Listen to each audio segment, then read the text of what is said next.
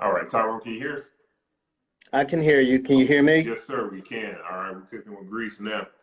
All right, So again, this is when men open up, a show where we are redefining manhood through transparency. Those of you that are new, my name is Dominique, I'm Dexter Peggins. and we are on our series, I'm a Man and I Was Molested, and we have our guest today, Mr. Tyrone, or you go by Tyrone or Melvin?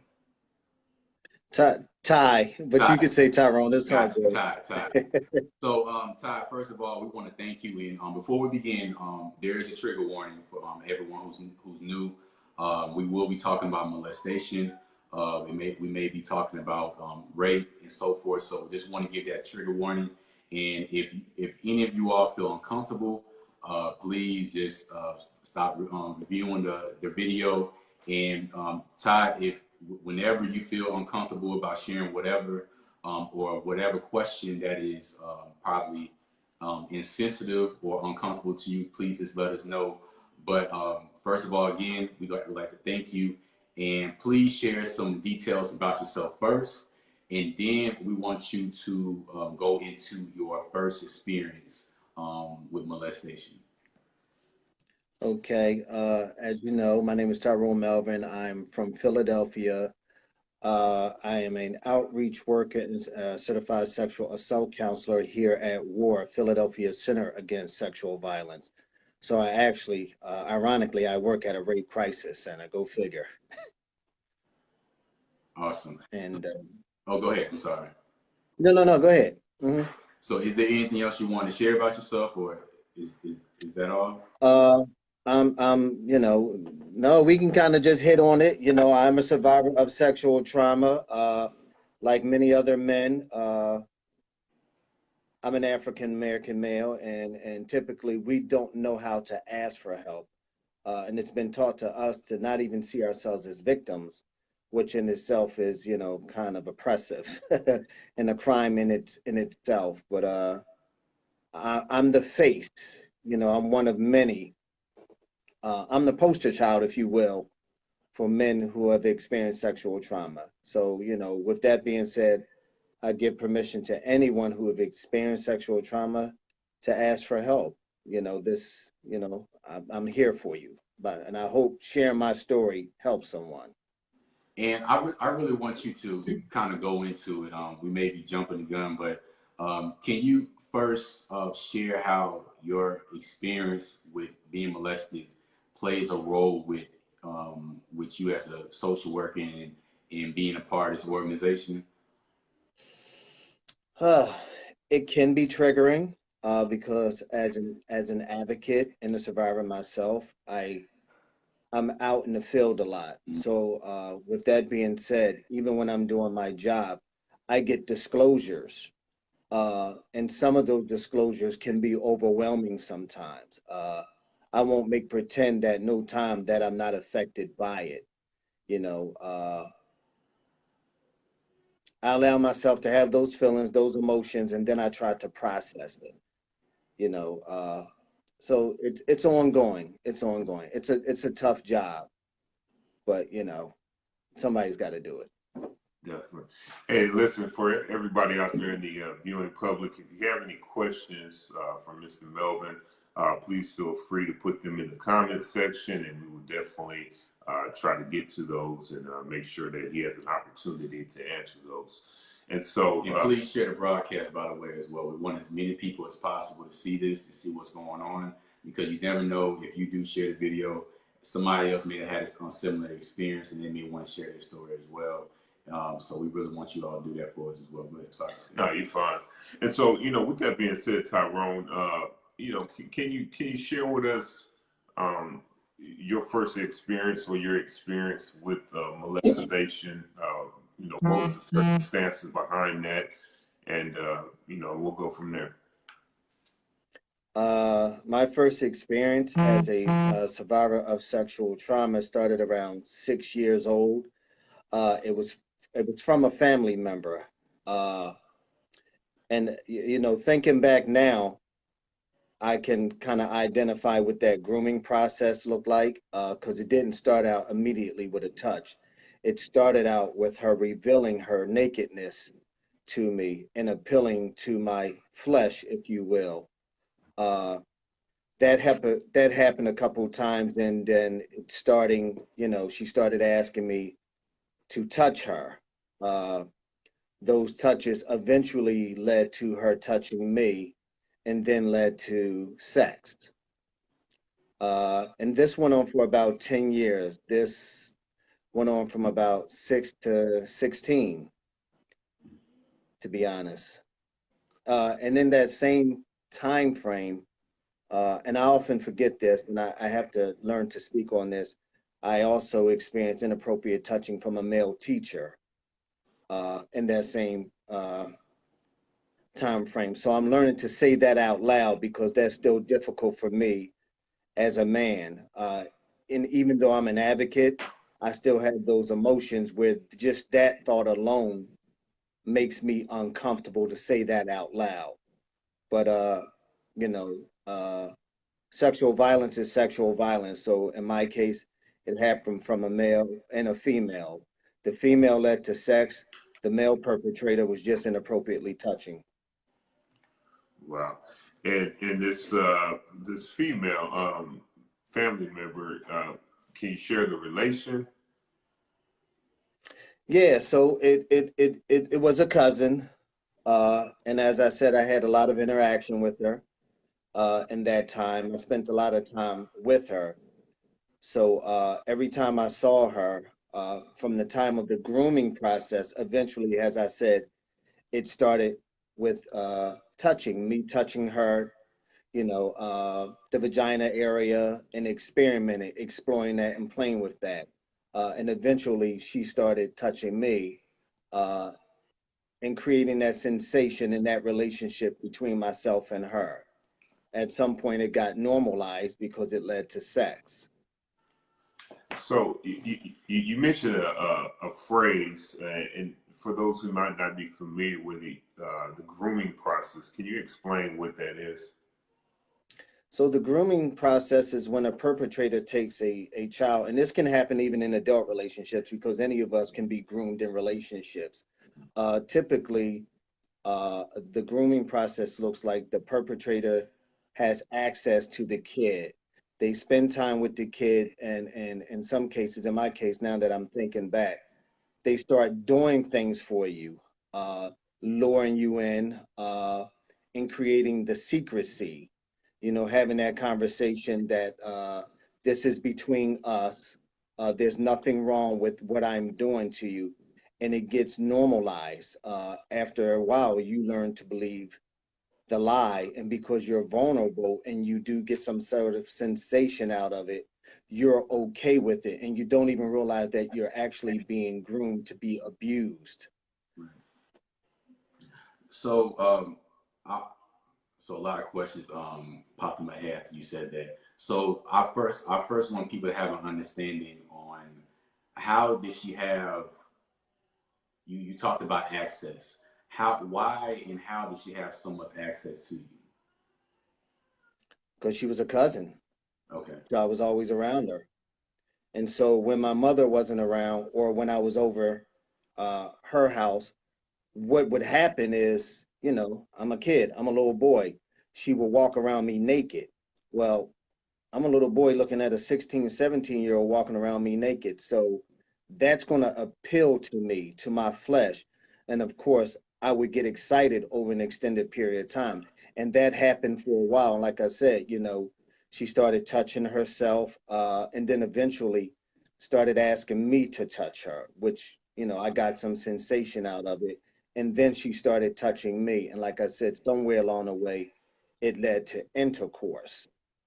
You know, even when I think back, I was kissing on various body parts, uh, all those little things as a 6-year-old, kissing the breast, kissing, between her legs, all those different things. You don't know that, again, I'm enjoying it, believe it or not, as a victim because I'm a little boy feeling like, oh, I'm getting some attention from an older female who happens to be my cousin. Uh, and I got I got some pleasure out of that, sadly. Okay. But that's what that would typically look like. Whenever we encountered each other, she would disrobe and walk around naked, and that would always lead to sex because that was the cue. Okay. Now you expressed that your mother was always gone. She was working. She was working. Okay. And so was your cousin a babysitter? Yes. Gotcha. Sometimes she was babysitting, and sometimes I would just pop up over there, because I spent a lot of time at various family members' house. So I would just get up and go over there, knowing I'm going to get a treat out of it. And you said that this spanned for about 10 years. Yeah, till I was about 16. So what was the circumstances for it coming to an end? I think by then I was just sexually active. I didn't have, wasn't nothing she did wrong. I just had my choice of other women, specifically older women.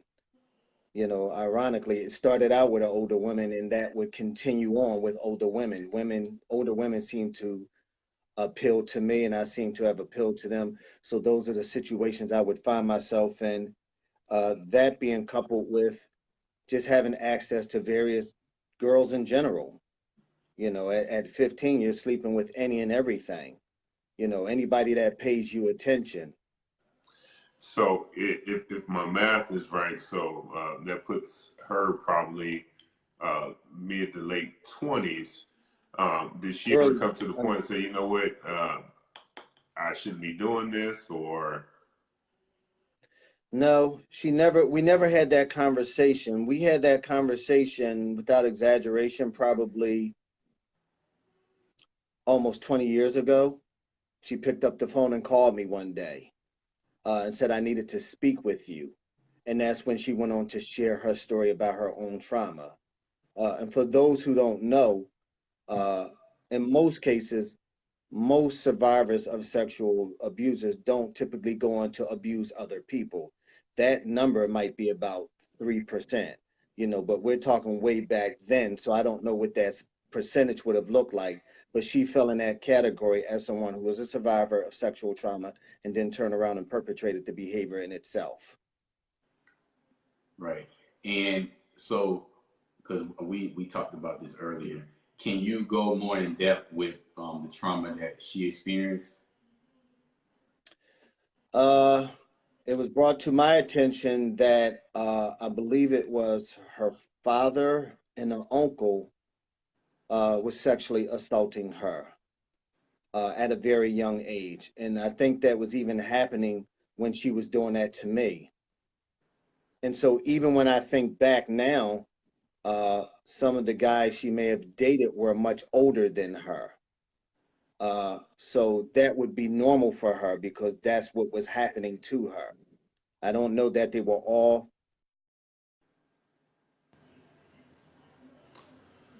All All right, right. we're gonna try to get him back on. Yeah. So once again, as y'all have questions for Tyrone, please feel free to add those questions, and we will definitely make a point to bring those questions to his attention.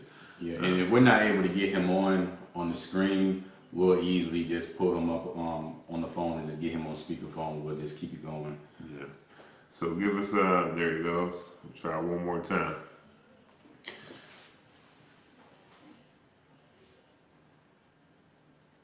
And once again, if there's any questions that you think we missed that you want us to ask, please let us know. So Tyrone, I'm sorry about that. I don't know which end it was on, but just continue on where you left off. So as I said, I noticed that there was a pattern when I think back of various men that she was sleeping with coming around. Some may have been in her age bracket, some may have even been older. But she did share the story with me that her abuse was directly related to, I believe, her father and an uncle sexually assaulting her. And I think there may have been somebody else, but I can't quite uh, remember who that person was. But it was a few people that were sexually assaulting her at the same time. You know, that brings up a question that I'm going to try to table that question to a little bit later in this conversation. So I'll redirect by asking, at any point in time during this 10-year span, were your parents aware, your mother, your father? Okay. Well, my father was an absent father, so that, you know, so he wouldn't have known that. And my mother didn't know it because, like I said, at some point, I was able to get up on my own, even as a child, and just hop on a bus or a train and go see my cousin, if that's what I wanted to do. So there wasn't always situations where she was babysitting. Sometimes I would just go directly to her. You mentioned that your experience with her kind of created the grounds for an attraction to older women. Was there anything else that you can attribute to the molestation to any other behaviors that you may have recognized within yourself? Oh yeah, I was promiscuous. I had now I want to be clear that even though I experienced sexual trauma in that same time frame that I was being sexually assaulted by two separate people, but I was also experiencing emotional and physical abuse from my parents. So there was the emotional abuse from my mother, but there was the physical abuse from my father. And all this happened in the same time. So that led to me having some behavior issues, which I now recognize, uh, and even inability to focus. I didn't focus real well. So for me, uh, escaping my trauma would be me going to school and daydreaming about, and this is going to sound funny, being one of the Jackson Fives. So that was my escape.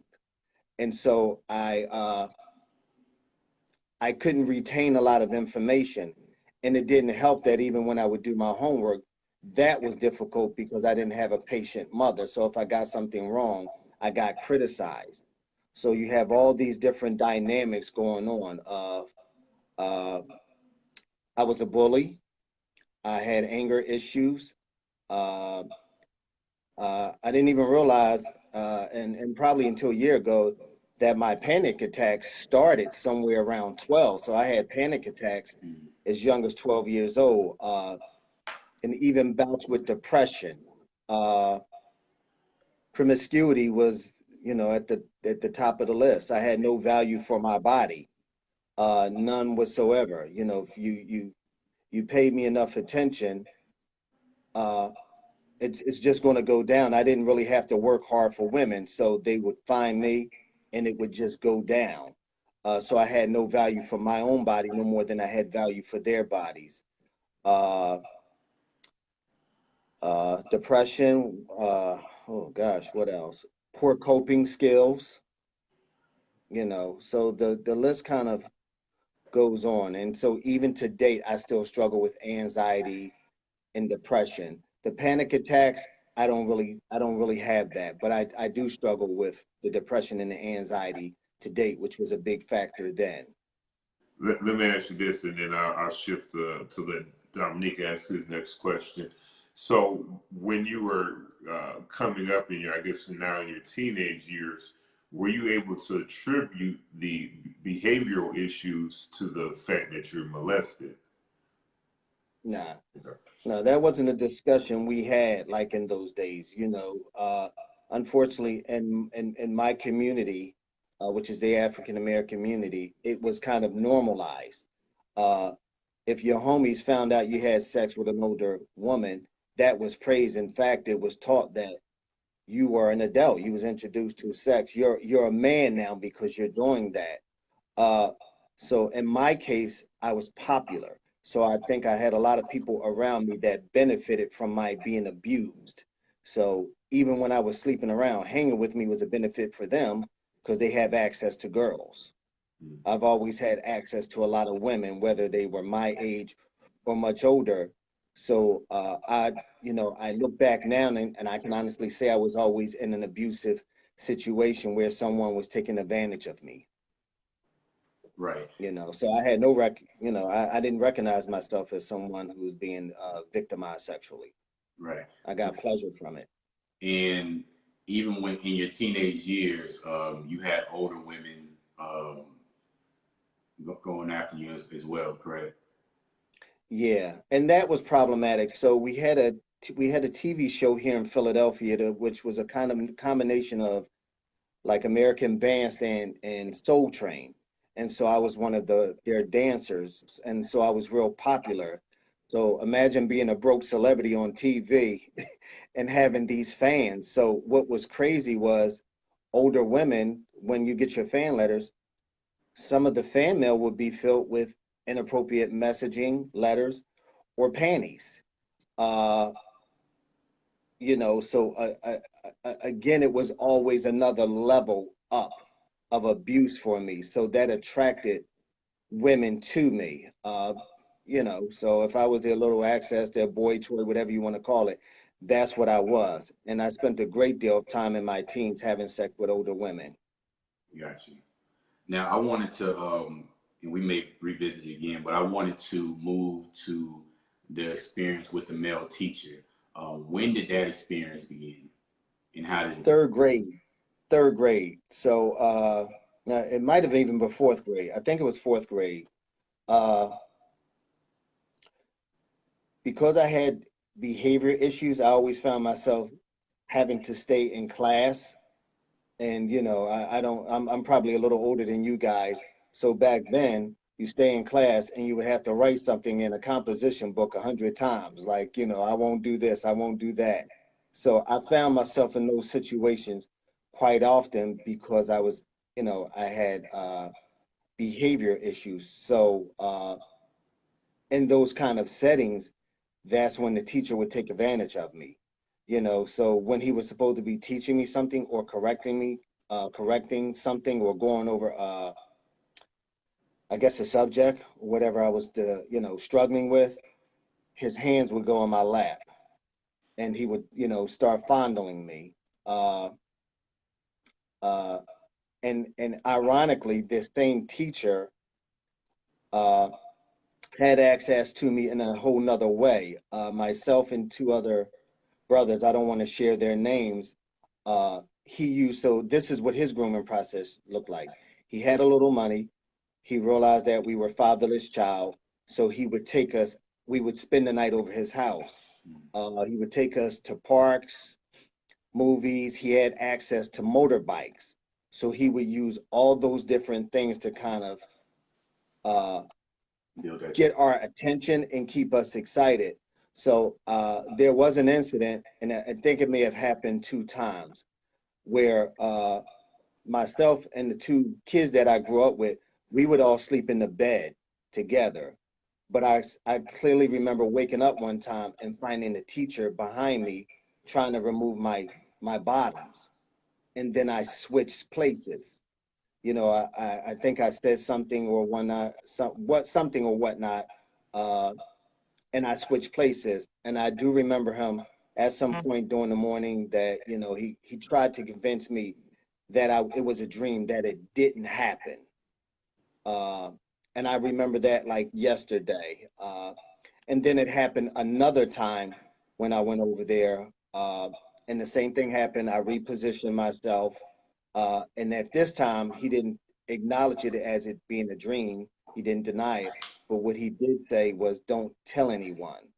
Uh, and I can't remember if he threatened me or anything like that, to be honest. But I do remember him asking me not to say anything. I can't say whether or not how far he got with the other two brothers because we were all together. But I do remember at some point telling my mother I didn't want to go over there no more. And so I didn't. Okay, so your mother did know that you was spending the night over there. Yeah, yeah. Yeah, but she didn't know about Right. the incident. I never said anything. I just told her I didn't want to go over there. Not to my recollection, I don't remember saying anything. Okay. And so did this happen? You said it was in your third or fourth grade year. Did this happen, for several months throughout the whole What school year? with the male teacher? Right. So with the male teacher, I think we were probably only going over there a few months. So I know I checked out at some point, so I can only speak for myself. I may have gone over there a few times. I can't remember how many times, but once I noticed that that pattern of him touching me, I just asked not to go over there anymore. So I think I may have gone over there a few times. How many times, I don't know, to be honest. Okay. But but even coming out of that situation and going back into the class, that wasn't consistent with him inappropriately touching me. Okay. So that night that you recalled when he was behind you, was that the moment where you said, okay, this isn't right? Or did you have moments before then? When was, Yeah, I okay, just knew it wasn't right. So in my head, it wasn't right. And then it was a man. So I wasn't going to respond to it the way I would have responded to a female. right. So if the situations were changed different, the dynamics were different, I probably would have slept with the female. But in my head, it's a man. That didn't seem right. I don't, or even normal to me. Uh, and, and, and, and again, I don't even know if I even tried to fight him off because I was aggressive even at that age because that's also around the same age that I was kind of started learning boxing from my father. So I may have even been aggressive in some sense, but I know it happened at least two times. The attempt uh, happened at least twice. And with the teacher, was this something that you were unable to share with your parents as well, or something that you did not share with your parents? I didn't share it because again I didn't have you don't know as a child that you're in a dysfunctional relationship that I didn't have uh, nurturing parents, unfortunately. Me and my mom are real close now, but affection wasn't one of those things I get. She didn't know how to talk to me, so she talked at me. So I wouldn't have felt safe to have that conversation with her because I was used to being blamed for everything else that went wrong anyway. So whether I did something or not, it was always my fault. And so you learn early on to not trust. So in that case, if my father did something to her, I look just like my father. I would get blamed for something he did to her. So I know that I didn't tell her because I didn't feel safe having that conversation with her. So these were secrets that I've held in my entire life.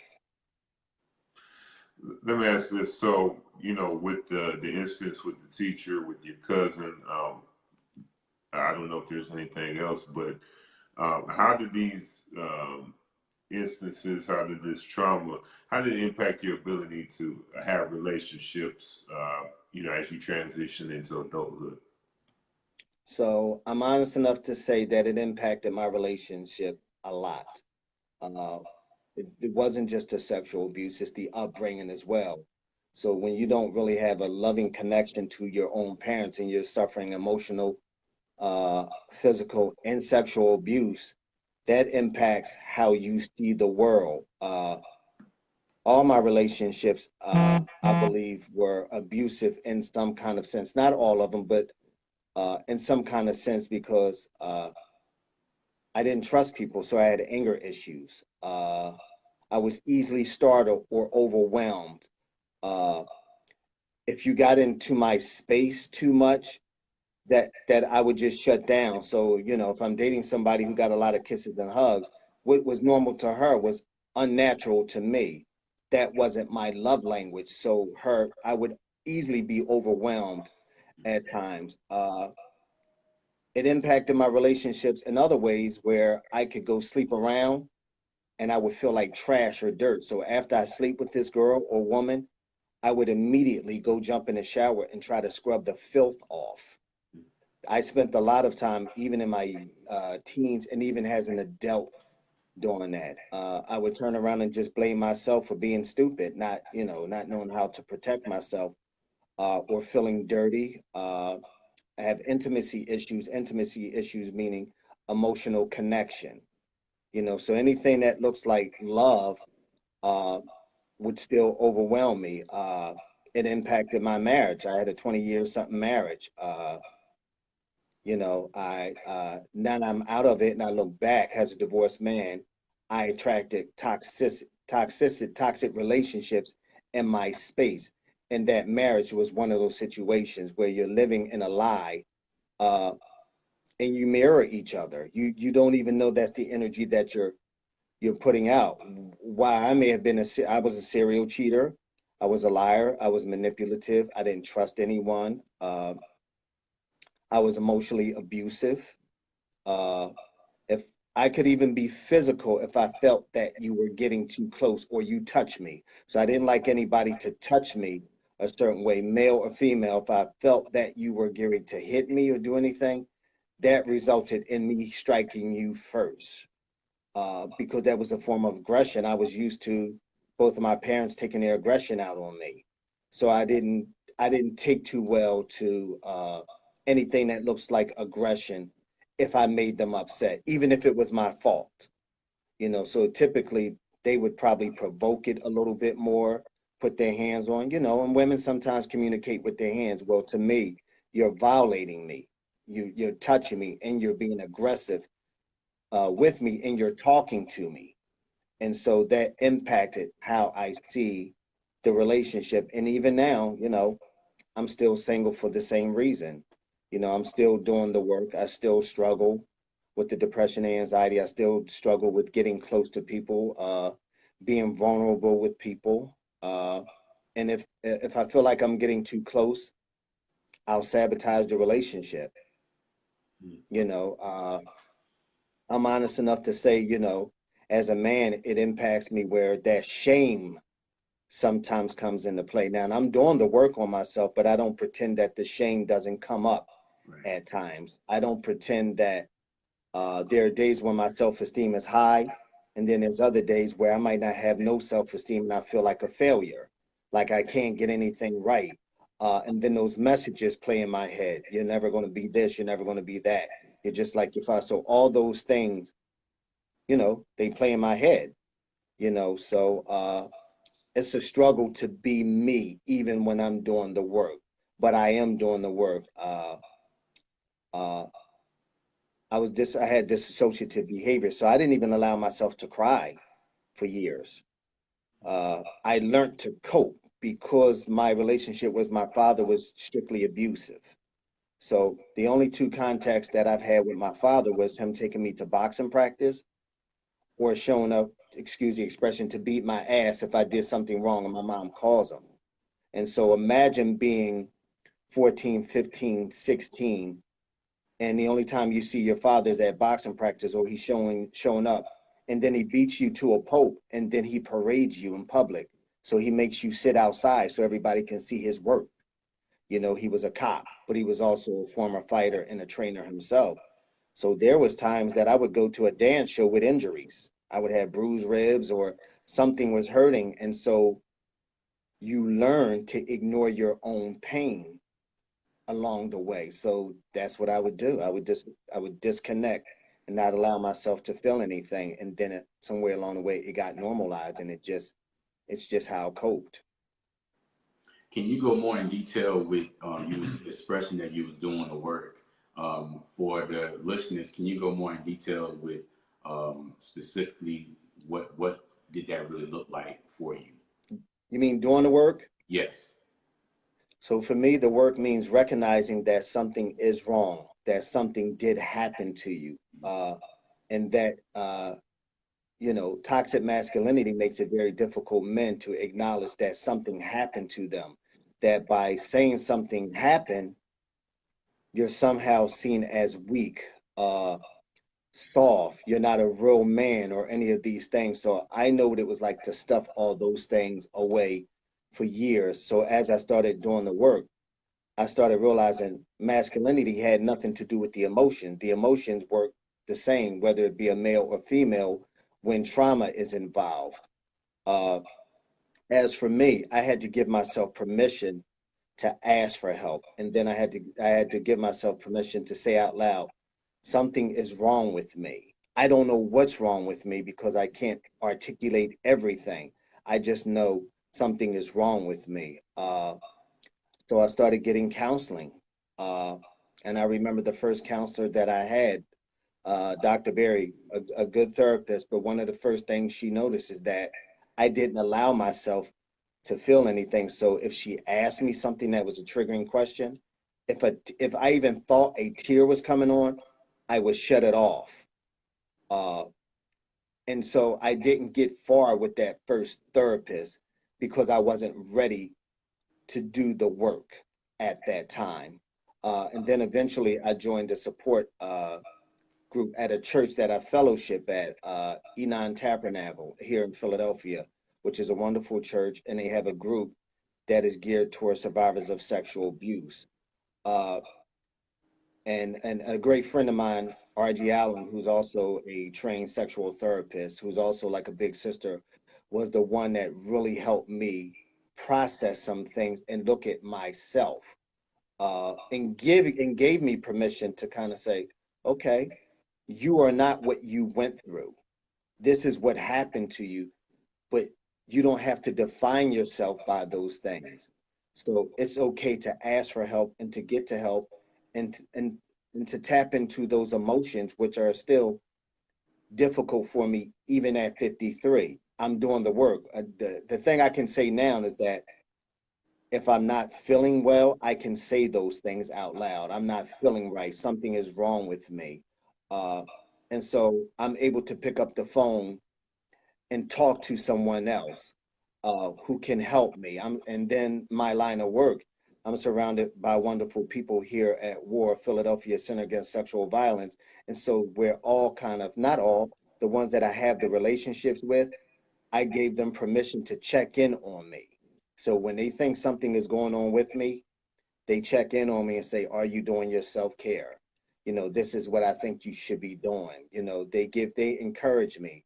Uh, and that's what I need. And then I'm part of a support group for men, not specific to sexual trauma, but just we talk about everything, how toxic masculinity impacts us all as men. And any type of trauma, whether it's DV or SA sexual trauma, it just complicates things. So I try to I've learned to put myself in settings where I'm held accountable, but that I can be vulnerable and that I can be safe around other men. And that's not easy. It's not easy. Yeah, that was actually my question. I was going to ask you about your process, so I appreciate you sharing that. The question that I said I wanted to table till later. So, in your adulthood, um, looking back at your experiences, uh, and then having the conversation with your cousin, were you able to forgive her? And what got you to the point where you were able to, um, I guess, be open to the idea of forgiveness? So I will honestly tell you that I did forgive her because she made the call and she shared that with me. As for myself, I'm repeatedly forgiving myself. So there's days when I'm okay, uh, and I'm feeling strong. There's other days when I'm not okay, and I have to rewire my mind to forgive myself daily because it is an ongoing thing. It's just the mind is wired. One of the things I tell people all the time when I'm doing panel discussions, I wish I can tell you that this is just going to all end, but I would be lying. Uh, you learn to live with the trauma and you learn to pick up tools and develop healthier ways of coping, uh, which is what I've learned to do. But I am aware that I'm going to have triggers for the rest of my life, whether it's a smell, whether it's a taste, whether it's a place or a face. There are certain things that just still trigger me, and I have to find a way to re-forgive myself and then have compassion on myself, because that's something we don't know how to do as men. So this is a daily thing for me. I'm constantly showing myself uh, compassion and forgiveness. It's not easy because I'm not always my best, but I do allow myself to have those feelings no matter how uncomfortable it is. And I try to work through it. The one thing that I am trying to unlearn is internalizing other people's stuff. So other people's stuff affects me. I take on that. So if you disclose something to me and it triggers me, it will bother me for a while, at least for a good 48 hours. I go through it like clockwork, particularly if I identify with something you said. Uh, and then and then eventually I'll pray about it and let it go, but it's a struggle. It's a struggle. I will also tell you there are times when I'm not my best as a survivor, when I feel like I just want to give up. Suicide has been something I thought about from time to time because there's days where I'm just completely overwhelmed. And I have a wealth of knowledge and I have tools, but there are days where I can't take it. I can't forgive myself and I want to give up. But then I have to remember that that's just a feeling. I don't have to give in to that feeling. I don't have to give that permission. I can allow myself to have those thoughts, but then I have to be accountable. I'm not just accountable to me. I'm accountable to my family, my kids, my grandkids. So when I remind myself of that, the selfish parts of me subside. And then I learn to take a breath and rewind and reprocess. How often are you having those feelings or those thoughts today? The suicide, that's far and few. Gotcha. That's far and few. But there are times when my anxiety level is a little bit higher. Uh, and it could come out of nowhere. I may have not had a disclosure or anything. It may just come out of nowhere. So then I have to be mindful. I have to remind myself that I have to be mindful of the music I listen to, the shows that I watch, the messaging, the conversations that I have, because they also can be triggers uh, to my behavior. And if I'm not careful, if I take on somebody else's stuff, that can put me in a real dark place. Uh, but the suicide thoughts, I haven't had them in a while. They come far and few. Okay. Now, there was something that was very, very important that you shared during this interview, along with the therapy and the counseling that you received. You identified and expressed different forms of support outside of the therapy and the counseling. How have that played a role in your healing process? Because sometimes we think that the healing process has to be so we have to just do everything alone, and it's always just us, seeking within ourselves, and that's it. But how much of a role has it really played with having those groups and even giving those people permission to say, hey, look, this is what I need from you? Uh, it's actually been very helpful. So, I spent my whole life distrusting men and seeing men as enemies or somebody that would be a threat to me because of the abuse I had with my father and because of the things that he instilled in my head. When you're told at 6 year old, you're a pretty boy and that no son of mine is going to be a faggot. So, if somebody sees you as soft, this is what you have to do. So I had to unlearn all those different types of messaging first and foremost, uh, and then realize everybody wasn't out to hurt me. As far as the support group, it really started with me just sharing my story with just a few men or on Facebook, just being vulnerable and just these are my feelings. So I would journal on Facebook. I would just write my thoughts down, uh, and then I would get that, and I did it for me, nobody else. I would just simply write my thoughts down, and then you get that feedback. Usually the women were more supportive, but I noticed a pattern in the men. The men normally would not comment on the page, not all of them, but they would inbox me. I'm like, wow, uh, thank you for saying that. These are my thoughts too, and my feelings, man. I don't want to look like a sucker if I comment on your page, et cetera, et cetera. So I noticed a pattern in that, and I remember being that guy, feeling like I have to hide or put on this facade uh, to showcase my masculinity at all times. But once I noticed the pattern, I just also realized that there are a lot of men like myself who were out there hurting. So I just started talking to brothers one by one, uh, and finding out that they were just as effed up as I was. But it felt good to talk to someone uh, in general so that they know they weren't by themselves. And then as I began to get tools, my conversation started changing, my approach started changing. I became a little bit more nurturing, because nurturing wasn't something that's natural to me particular. So I learned to be a little bit more nurturing, uh, especially when they were vulnerable. And I would, just have this conversation. Look, look, I'm here for you if you're feeling this or that. And then I even learned to say, which was very uncomfortable because I didn't get hugs coming up, but I learned to say to brothers, yo, if you need a hug, I'm here. I got you. Is it okay if I can give you a hug? Uh, and what was amazing was these grown men, these muscle bound dudes, they would melt. And I was like, wow. But the funny thing was, when I was giving them a hug, I realized I'm the one that needed a hug too. I didn't realize that until I started giving out hugs. And then they gave me hugs. And I was like, I didn't have to announce terms like, and I'm sure you guys heard this, particularly in the Black community.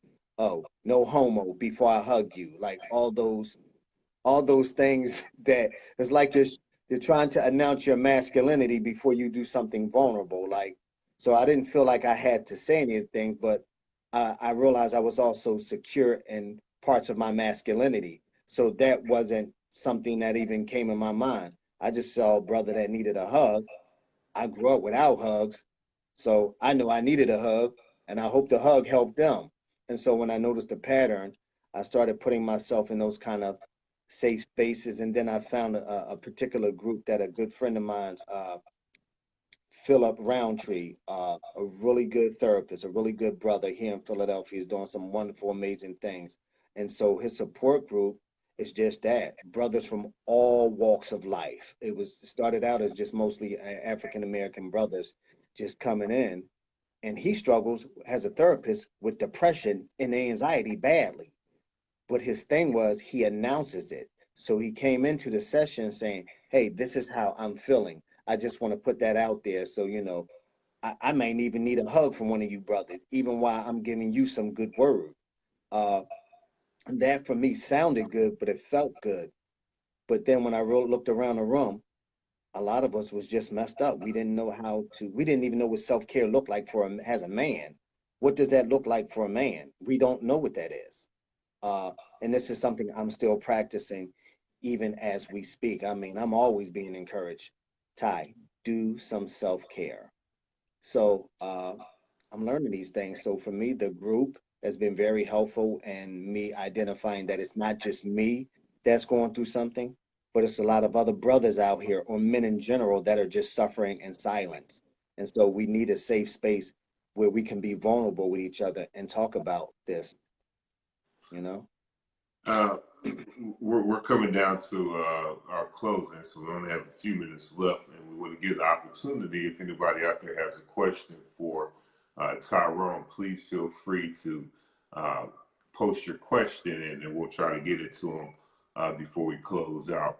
I guess my last question for you, Tyrone, is in your adulthood, having gone through these experiences, going through your process, and daily going through your process, have you had the opportunity to have this conversation with your mother on the back end of all of this? And if so, what was her response to everything that you had gone through? So I did have that conversation with my mother, but like certain family members, they don't know what to do with that information. Uh, and I had to learn to forgive her for that.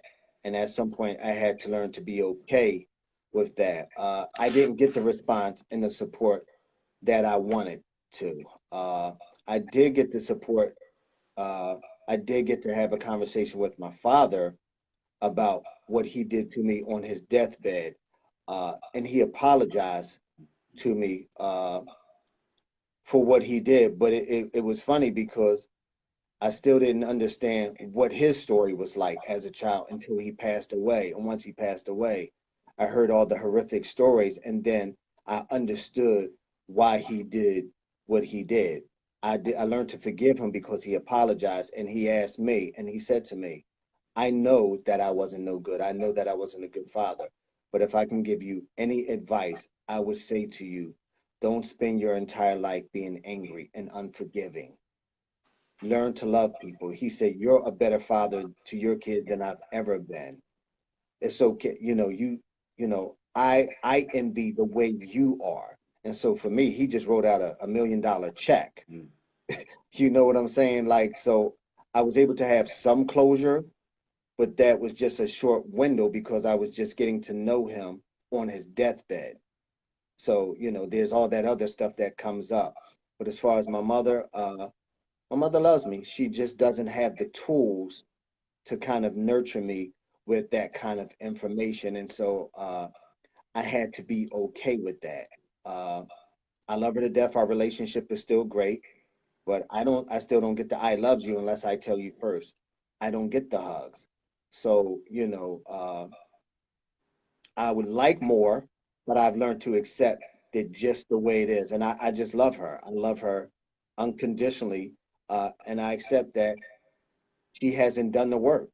So I have to be okay with what she can't give me, but it does impact how I operate with women. So you get what I'm saying? That's still struggle. When you can't resolve one thing or have closure, you still have that other stuff. But I'm okay with what she can't give me. I have to be. Now, you highlighted something that's very, very big, and this is one of the many reasons why we're doing this. First of all, people don't know how common this issue is. That stuff like this actually does happen, and a lot of parents don't know how often it happens in the household, and among family members and so forth. Um, what would you want to say right now to parents regarding this? Having with parents is first, I think all parents, when you have kids, I think you should all be somewhat trauma informed. Uh, there's a language that you shouldn't have with your kids when you're having a conversation with them about sexual assault, particularly in a Black household. What we were guilty of saying is, tell me if somebody touched you. If they do this to you, this is what I'm going to do to them.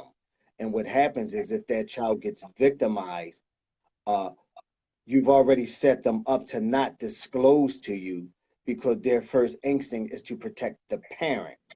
So they're not going to tell you for fear that you're going to go out and hurt the perpetrator. So they will learn to suffer in silence.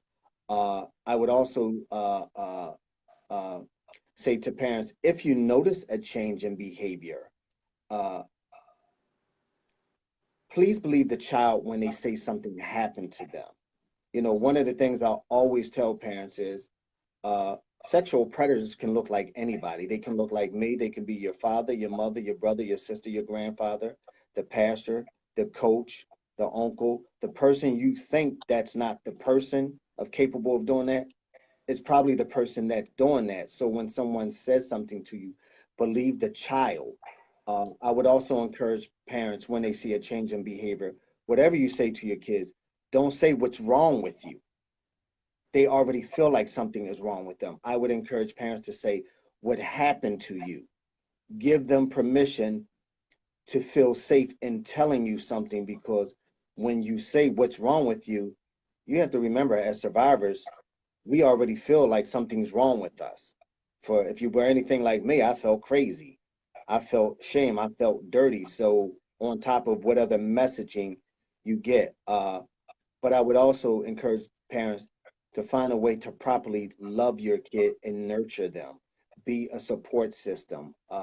Don't make their trauma about you. That's critical. Like put yourself in their shoes and be supportive and learn to listen uh, actively. Actively listen to what is being said to you from your kids uh, and then protect your kids. Don't put them in certain kind of situations in the story. Don't put your kids. Everybody shouldn't have access to your kids. Let's just be clear about that. You know, you should be teaching your kids the proper terms for their body parts. That's a whole nother thing, particularly when they're young. Don't give their body parts nicknames. Tell them the accurate description of their body parts because if something happens to them and they go to court, well, that case could be potentially thrown out because the court don't recognize he touched my cookie. You get what I'm saying? It's important that these kids have the right terms uh, of all their body parts and inappropriate touching. We have to start with ourselves as parents. There's certain places we shouldn't be touching our kids. And we also have to give our kids permission to not want to be bothered with us. If your kid said he doesn't want to kiss or hug, don't cross that boundary. Allow them to have that space. Kids have a right to set boundaries, even with parents and grandparents, aunts and uncles. Everybody should not be able to just do certain things to your kid, because guess what? It gets normalized, and then someone else comes along and does the exact same thing, and the kid can't distinguish that something is wrong. Something wrong is happening to them. So those are the things I would, just put out there. And my last question, I want you to share, when should these conversations begin? Early. If your kid, I always say kids have learned behavior. So the minute you feel, and it's going to vary from parent to parent. But for me, I'm having the conversation with my grands. They're a little older, but my youngest is 5. So I have the conversation with them early on. But if they can articulate, start having those conversations with them. It's important. Stop assuming that kids don't understand. Kids have learned behavior, which is clearly why they can manipulate one parent against another, even at the age of 2 or 3. So don't assume that they don't understand. Have the conversation with them early on. If they start talking and they can understand something, start having those conversations with them about inappropriate touching, consent, boundaries, and protecting their body parts and saying no. It's okay to say no. So someone's and I think someone's asking, what about 3 years old? 3 is fine. 3 is fine. I mean, at 3 years old, we're exposing them to stuff anyway that they shouldn't. Exactly. Half the time, you're sitting a 3-year-old in front of a television, and the television show is grooming them with certain things. And so you walk away to do whatever it is you do, but the television is grooming them and sending them messages. So if they can learn a messaging from watching a television show or a SpongeBob or anything else, you have to know that you can have that same conversation with the 3-year-old about their body parts. Well, hey, Tyrone, we greatly appreciate you coming on. I thank you for your transparency. Thank you. There's a lot of courage to come on here and talk about the subject matter. And so we appreciate your vulnerability. And we know that what you shared today is going to help a lot of people. So really appreciate you sharing. Thank you. Thank yeah, man, you. really appreciate you, man. Anything else you want to share with everyone? No, my encouragement to the fellas, if you know someone who's experienced trauma, or you yourself have experienced trauma, now's a great time to ask for help and go get help.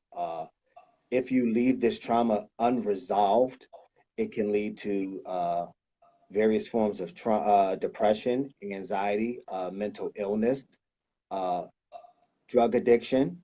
I always tell people it can lead to eating disorders, things we don't think about. All these things are components of trauma if left unresolved. Eating disorder doesn't mean the person that's just skipping meals. It could also be the person that's overeating as a way of coping and changing their body so no one else finds them attractive, so they won't experience that abuse again. So just pay attention to how people are talking. Pay attention to change in behavior, and just be mindful of your own thoughts and feelings. If you don't feel safe, ask for help. You don't have to suffer alone. Your masculinity is not tied to your emotions. That is not gender based. It's normal to have certain kinds of emotion, male or female, or however you identify. These are all normal. And just keep in mind, if you did experience trauma, you're going to have feelings. For the victim who experienced same-sex trauma, he may experience whether he feels like he's gay or not. Those thoughts are natural. It doesn't mean you are. So let's be clear about that. It just means you're questioning yourself because of the assault or the trauma. So those thoughts are natural, but you are not your experience. Just know that you are not those experiences, and that you can overcome this with help and support. And I advocate for you. I encourage you. I'm here for you. You can reach out to me on Facebook. I say go find a safe space. and heal. That's my advice to my fellas. And I do want to say this to the women who are dating men who have also experienced sexual trauma. Be mindful that your love language could be a way of violation to your mate sometimes. That's something we don't talk about. So don't make what's going on him about you. So when we hear things like it's not me, it's not you, it's me, it's not you. It's him. He doesn't know how to articulate his feelings and or emotions because we haven't been taught to even recognize our emotions or something that's going on with us. So don't make it about you. Find a way to be informed about how his trauma could be impacting his behavior. That's how you can best support him and help him develop best practices. Well, Tyrone, man, you just don't know. You probably have a clue, but man, but you really help some people out. And once Thank you. again, we really, really appreciate you sharing everything. Everyone else is thanking you right now, and we're Thank gonna you. keep in contact with you. And once Please again, do. really appreciate you joining the show. Thank you. You fellas be blessed and goodbye. And I'll talk to you guys later. And thank you for having me on. I Yes, appreciate sir. that. Thank you, All sir. right. You have a good one, Good. man. You too. Bye-bye. All right. Well, so that was indeed a powerful episode, and we appreciate Tyrone for coming on and sharing with us today. We'll be having a few more of these episodes over the next couple weeks. And so please feel free, if you have any questions, to send them in our inbox. We will definitely make sure to get those questions and comments directed towards This is one of the primary reasons that Dominique and I created When Men Open Up. We want to provide a platform where men can get on here and talk about issues that are difficult and that we often struggle with talking about openly. Right. And so, and one of the things that Dominique and I believed is that if we can model what transparency looks like, that hopefully it will encourage other men to start having these conversations. So thank you all for joining us. Thank you all for sharing this. And please continue to share this. As this message gets out, we really believe that it's going to help a lot of people. Once again, share the broadcast. We really appreciate your love and support. And join us next week. We are out. Thank you so much.